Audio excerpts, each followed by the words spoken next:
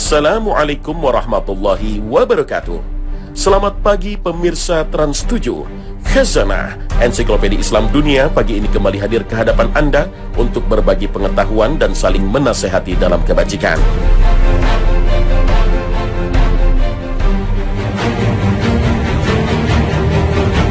Inilah fase yang paling menegangkan, titian yang akan dilewati oleh umat manusia. Titian ini membentang di atas neraka jahanam yang akan dilewati oleh manusia ketika menuju surga. Keterangan ini bisa kita lihat di dalam hadis Rasulullah SAW yang diriwayatkan oleh Imam Muslim. Para sahabat bertanya, apa itu jembatan Sirat? Rasulullah SAW menjawab, ia licin dan menggelincirkan. Di dalamnya terdapat anjing-anjing dan pengait-pengait seperti pohon sa'dan yang ada di Najd. Maka orang mukmin akan melaluinya seperti kejapan mata, kilat, angin, burung, dan seperti kuda pacu. Maka ada yang terpeleset namun selamat, dan ada pula yang terjungkir ke dalam neraka. Hadis riwayat Muslim. Lalu seperti apa sirat atau titian yang dibentangkan Allah Subhanahu wa Ta'ala di atas neraka jahanam ini?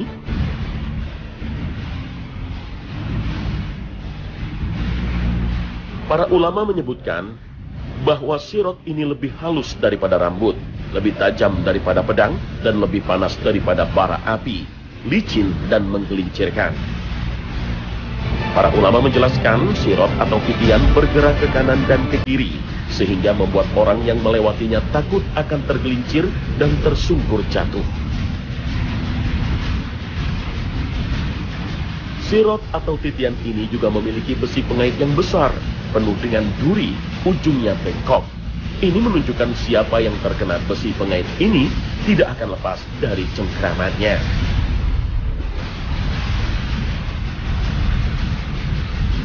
Karena posisinya membentang di atas neraka jahanam, maka mereka yang terpleset dan tergelincir atau terkena sambaran besi pengait akan terjatuh ke dalam neraka jahanam. Sirat atau titian ini sangat halus sehingga sulit untuk meletakkan kaki di atasnya. Sangat tajam sehingga dapat membelah telapak kaki orang yang melewatinya. Karena sesuatu yang begitu halus namun tidak bisa putus tentu akan menjadi sangat tajam. Sulit atau tidaknya melewati sirat, luka atau tidak karena ketajamannya, terpeleset atau tidak, tersambar pengait besi atau tidak, semuanya ditentukan oleh amal ibadah dan keimanan masing-masing orang. Rasulullah SAW menjelaskan, dan dibentangkanlah sirat di atas permukaan neraka jahanam, maka aku dan umatku menjadi orang yang pertama kali melewatinya. Dan tiada yang berbicara pada saat itu kecuali para rasul. Dan doa para rasul pada saat itu, ya Allah, selamatkanlah, selamatkanlah. Di antara mereka ada yang tertinggal dengan sebab amalannya, dan di antara mereka ada yang dibalasi sampai ia selamat. Hadis riwayat Muslim.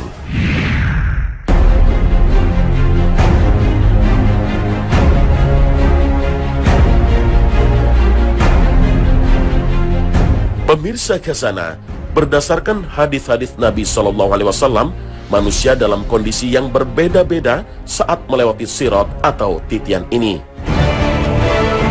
Ada yang melintas secepat kedipan mata, ada yang melewatinya secepat kilat, ada yang secepat angin. Di bawahnya lagi ada yang seperti kecepatan terbangnya burung. Kemudian ada yang secepat kuda yang berlari kencang. Ada juga yang melewatinya dengan merangkak sehingga sangat pelan sekali. Yang lebih pelan lagi melewatinya dengan ngesot atau menggeser-geser pantatnya. Kemudian ada yang bergelantungan karena hampir jatuh. Dan tentu saja di antara yang melewatinya ada yang jatuh terlempar ke dalam neraka yang sangat panas. Lalu apa yang membuat perbedaan yang demikian mencolok orang-orang yang melintasi sirat? Tentu saja amalnya di dunia.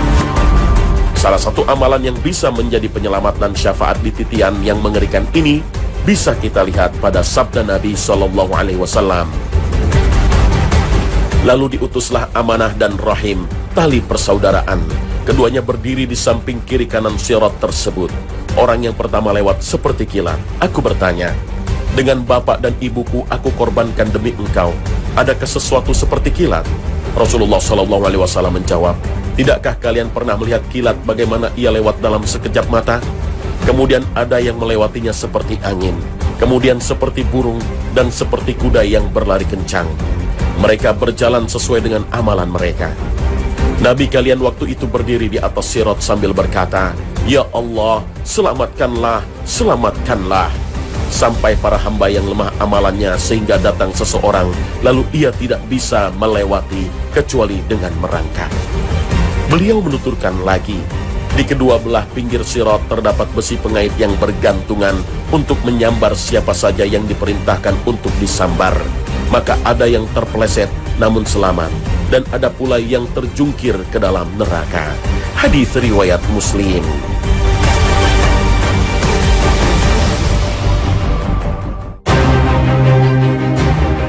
Menjelaskan hadis ini, Imam Nawawi mengatakan bahwa hal ini menunjukkan betapa pentingnya posisi amanah dan menyambung silaturahmi.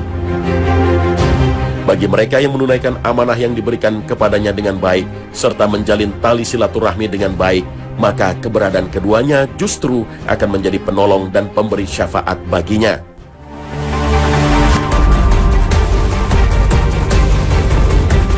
Ada 3 bentuk amanah yang perlu dipahami. Pertama, amanah dari Allah Ta'ala, berupa perintah Allah yang harus ditaati oleh manusia, serta larangannya yang harus dihindari. Kedua, amanah antara sesama manusia, seperti mengembalikan titipan kepada pemiliknya, menjaga rahasia, tidak berlaku curang, tanggung jawab dalam pekerjaan. Dan yang ketiga, amanah manusia terhadap dirinya sendiri, dengan terus berupaya memperbaiki diri dan mengupayakan apa yang terbaik untuk dunia dan akhiratnya, serta tidak melakukan perbuatan yang dapat merusak dirinya.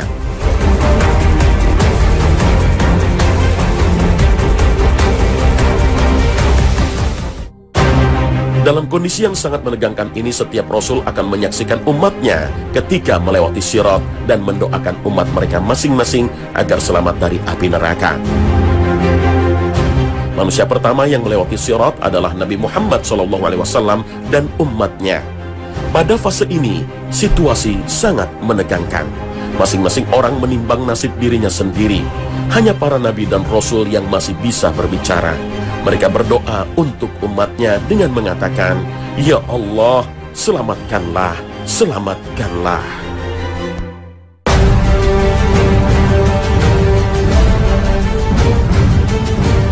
Tak hanya tingkat kesulitan yang tinggi dan karakter sirat atau titian yang sulit, kondisi gelap di fase ini semakin melengkapi kengerian di tempat ini.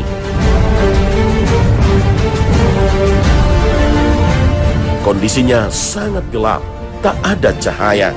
Maka Allah akan memberikan cahaya pada orang-orang mukmin sesuai dengan amalnya masing-masing. Hal ini diriwayatkan dari Ibnu Mas'ud radhiyallahu anhu dalam menafsirkan firman Allah Azza wa Jalla. Pada hari itu engkau melihat orang-orang mukmin cahaya mereka menerangi dari hadapan dan kanan mereka. Al-Quran Surah Al-Hadid ayat 12. Ibnu Mas'ud berkata, mereka melewati sirat sesuai dengan tingkat amalan mereka. Di antara mereka ada yang cahayanya seperti gunung, ada cahayanya yang seperti pohon, ada cahayanya setinggi orang berdiri. Yang paling sedikit cahayanya sebatas menerangi jempol kakinya, sesekali nyala, sesekali padam. Sedangkan orang-orang munafik, cahaya yang diberikan kepada mereka dipadamkan oleh Allah Ta'ala sehingga mereka kehilangan cahaya dan berada dalam situasi gelap gulita. Dan mereka dipisahkan dari kelompok mukmin dengan sebuah dinding, karena memang pada hakikatnya mereka tidak pernah bersama orang-orang mukmin.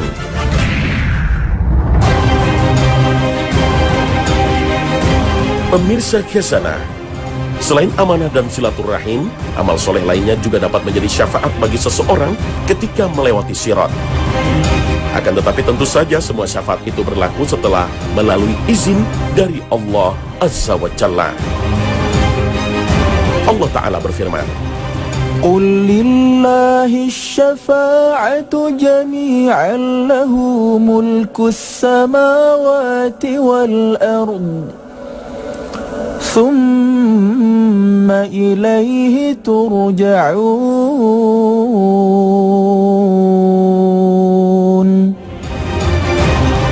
katakanlah, hanya kepunyaan Allah lah syafaat itu, semuanya. Kepunyaannya kerajaan langit dan bumi, kemudian kepadanya lah kamu dikembalikan. Al-Quran Surah Az-Zumar ayat 44. Mereka yang masuk neraka adalah orang-orang munafik dan orang muslim lainnya yang banyak dosa. Orang-orang yang di dalam hatinya masih ada iman ini akan melalui proses pembersihan di neraka selama beberapa waktu. Hingga kemudian dengan kemurahan dan syafaat para nabi, orang-orang mukmin lainnya, mereka akhirnya diangkat dari neraka dan dimasukkan ke dalam surga. Lalu siapa saja yang bisa memberikan syafaat dalam fase ini?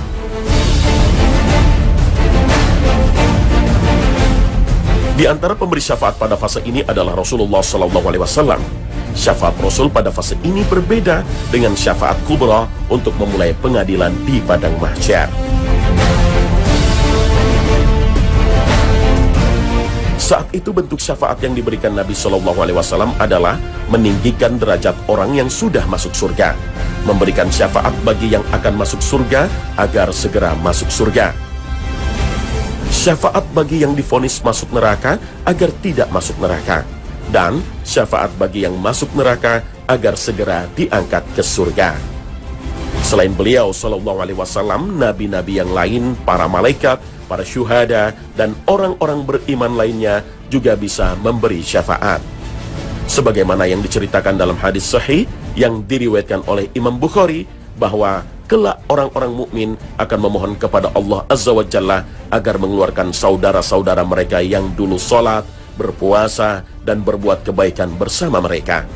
Bahkan mereka masuk ke dalam neraka untuk mengenali siapa saja saudara dan orang-orang yang dulu bersama mereka. Dan Allah menjadikan mereka kebal sehingga tidak tersentuh api neraka. Mereka pun mengeluarkan saudara dan orang-orang yang mereka kenal, mulai dari yang memiliki iman sebesar setengah dinar hingga yang memiliki iman hanya sebesar debu. Selain itu, syafaat juga datang dari anak-anak yang telah mendahului orang tua mereka ke surga. Mereka akan meraih kedua tangan orang tuanya dan mengajaknya masuk ke surga. Rasulullah SAW bersabda, anak-anak kecil mereka berada di surga. Salah seorang dari mereka berjumpa dengan bapaknya atau kedua orang tuanya, lalu meraih ujung bajunya, atau beliau mengatakan, dengan tangannya sebagaimana aku memegang ujung bajumu ini, dia tidak akan berpisah dengan bapaknya, sehingga Allah memasukkan dia dan bapaknya ke dalam surga. Hadits riwayat Muslim. Selain syafaat dari orang-orang saleh, syafaat pada hari itu juga datang dari amal soleh yang dulu dikerjakan di dunia. Di antaranya adalah syafaat dari puasa. Nabi mengabarkan dalam sabdanya, puasa dan Al-Quran akan menolong seorang hamba pada hari kiamat. Puasa itu berkata, Ya Rabb, Engkau telah melarang makanan dan syahwat pada siang hari, maka izinkan saya menolongnya. Dan Al-Quran berkata, Ya Rabbi, Engkau telah melarang tidur pada malam hari, maka izinkan saya menolongnya. Hadits riwayat Imam Ahmad. Selain itu, Al-Quran juga datang kepada mereka yang selalu dekat dengannya ketika di dunia dan memberi syafaat. Secara khusus, Nabi SAW menyebut dua surat, Al-Baqarah dan Ali Imran, yang kelak akan datang laksana dua awan yang akan menaungi para pembacanya. Setelah semua yang diberi izin untuk memberikan syafaat melaksanakan syafaatnya, maka tinggallah syafaat terakhir, yaitu milik Allah Ta'ala. Tentang syafaat ini, Rasulullah SAW mengabarkan dalam sabdanya, hingga akhirnya Al-Jabbar berfirman, yang tersisa tinggal syafaatku. Selanjutnya Allah menggenggam dari neraka satu genggaman untuk mengeluarkan kaum-kaum yang benar-benar telah hangus. Mereka diletakkan di sungai bernama air kehidupan yang berada di mulut-mulut surga. Selanjutnya mereka tumbuh di dua pinggirannya bagaikan biji-bijian yang tumbuh di dalam bawaan banjir. Kalian pasti pernah menyaksikan hal tersebut di sisi batu besar, di sisi sebuah pohon. Yang condong ke arah matahari menjadi hijau, sementara yang condong ke arah teduh memutih. Akhirnya mereka keluar dari kawasan tersebut dalam keadaan indah, mirip sekali mutiara. Ada cap-cap yang dicapkan di pundak-pundak mereka. Akhirnya mereka masuk surga. Hadis riwayat Bukhari. Pemirsa Khazanah, nanti di akhirat kita akan menjadi orang yang paling egois. Faida ja'atis soho. Pada hari kebangkitan, saat sangkakala ditiup, yauma yafirrul mar'u min akhi. Pada saat itu, orang akan meninggalkan temannya, wa ummihi wa abi, bahkan meninggalkan ibu bapaknya, wa sahibatihi wa bani, akan meninggalkan pasangan hidup dan anak-anaknya. Likulli imri'in minhum yauma idzin sya'nu yugni. Setiap orang nanti hanya akan menguruskan dirinya sendiri. Itu yang saya katakan, nanti kita akan menjadi orang yang paling egois. Pada saat itulah semua orang menunggu pertolongan, dan itulah saatnya turun syafaat. Apa itu syafaat? Syafaat itu diambil dari kata syaf'un, yang artinya genap. Jadi kalau saya harus membeli tiket seharga 100.000, tapi uang saya 95.000, lalu Anda memberi kepada saya 5.000, maka Anda memberikan syafaat, sehingga saya bisa membeli tiket itu. Ada orang-orang yang sebenarnya amalnya cukup banyak, tetapi amal itu kurang sedikit untuk bisa masuk surga. Nah, disitulah orang membutuhkan syafaat. Apa yang bisa menjadi syafaat bagi kita? Di antara yang akan menjadi syafaat atau penolong kita di hari di mana tidak ada pertolongan kecuali pertolongan Allah, di antaranya adalah bacaan Al-Quran.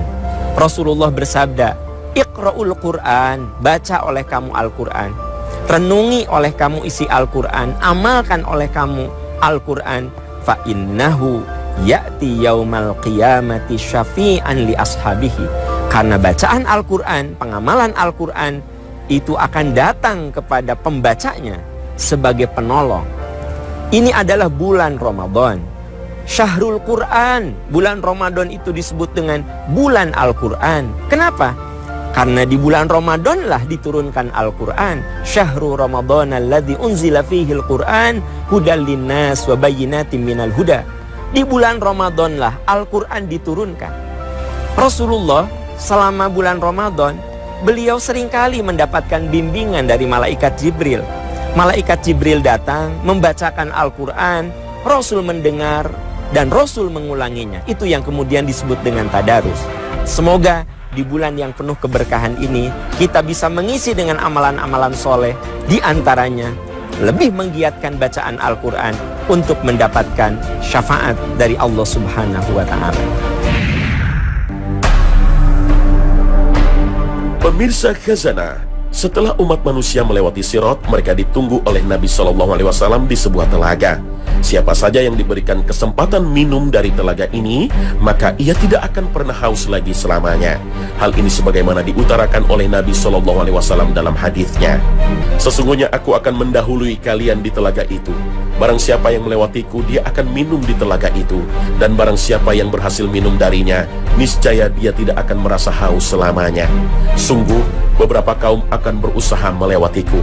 Aku mengenal mereka dan mereka mengenaliku. Kemudian dipisahkan antara aku dengan mereka. Nabi SAW kemudian berkata, aku katakan, sesungguhnya mereka dari golonganku. Dikatakan kepadaku, sesungguhnya kamu tidak mengetahui apa yang mereka ada-adakan sepeninggalmu. Aku katakan, amat jauh telagaku bagi orang yang mengubah agamaku sepeninggalku.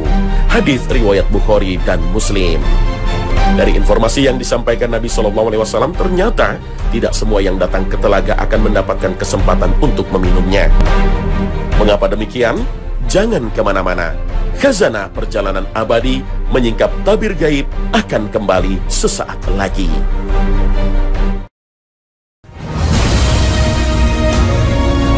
Setelah perjalanan panjang yang melelahkan dan menegangkan, tak semua umat Nabi akan mendapatkan kesempatan untuk meneguk minuman telaga. Ada sebagian orang mukmin yang saat mendatangi telaga ini dihalau oleh malaikat. Mereka adalah orang-orang yang murtad sepeninggal Rasulullah SAW dan juga yang mengadakan hal-hal baru yang bertentangan dengan syariat sepeninggal beliau. Telaga-telaga juga disediakan bagi umat para nabi terdahulu yang ditunggui masing-masing nabinya. Sesungguhnya setiap nabi memiliki telaga pada hari kiamat nanti, dan mereka saling membanggakan siapa di antara mereka yang paling banyak orang yang mendatangi telaganya dari umatnya. Dan sungguh aku berharap kepada Allah Ta'ala bahwa akulah yang paling banyak orang yang mendatangi telagaku. Hadis riwayat Tirmizi. Lalu apa keistimewaan telaga-telaga ini? Dalam beberapa hadis lain disebutkan tentang gambaran telaga ini. Airnya lebih putih dari susu dan aromanya lebih wangi dari minyak kasturi dan rasanya lebih manis daripada madu. Dan jumlah gayung atau timba untuk mengambil air telaga tersebut sebanyak bintang di langit. Nah, pemirsa, sampai di sini akhir perjumpaan kita hari ini. Saksikan khazanah perjalanan abadi menyingkap tabir gaib pukul 5.15 waktu Indonesia Barat sepanjang bulan Ramadan hanya di Trans 7. Terima kasih atas perhatian Anda. Wassalamualaikum warahmatullahi wabarakatuh.